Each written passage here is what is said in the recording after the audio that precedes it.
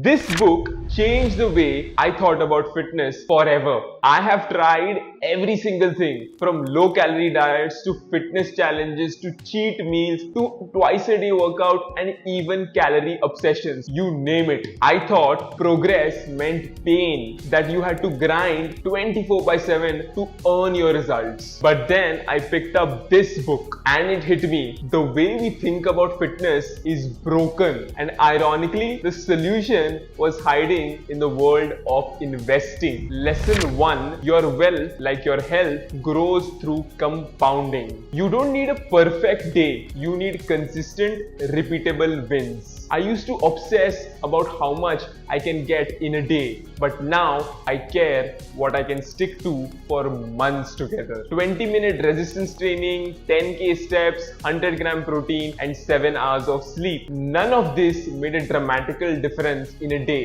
but over weeks, my energy, my strength, and my mental clarity skyrocketed. This book taught me to zoom out. Progress isn't loud, it's quite boring but powerful when it stacks. Lesson 2: fitness extremes are the junk stocks of your health portfolio. Crash diets, no carb trends, brutal 30-day boot camps. They look exciting short term, but long term they crash. The book: high volatility, short dopamine, but no stability. I once tried a 7-day detox. I lost 3 kgs, gained 4. Now I train 4 days a week. I enjoy my carbs, my social meals, and my body, it's actually responding better. This book gave me the permission to try out boring stuff, the sustainable systems, and the long-term plays. Lesson 3: every action is an investment. You are either building your health portfolio or you are draining it. The book taught me to reframe my daily choices, not as good or bad, but as assets or liabilities. The mindset took away my guilt. Instead of "I failed today," it became "let's invest better tomorrow." Now I track how much I feel as much as I look. I have built a portfolio of habits: strength training, smart meals, consistent sleep, and mindset journaling. Here is something which is wild from this book. Reading food labels like analyzing financial statements. When you buy a stock, you don't go off vibes, you check the numbers. The same with nutrition. When you know how to read your label, you stop falling for marketing fluff. Now I look at the ingredients, not just the calories. I watch out for ultra processed junk. I scan protein content like how I'd scan a profit and loss sheet. This one simple shift helped me to stop being fooled by these healthy brands, and it saved me from countless blood sugar crashes, lazy choices, and binge cycles. Another concept from the book that really stuck with me: most people are biased towards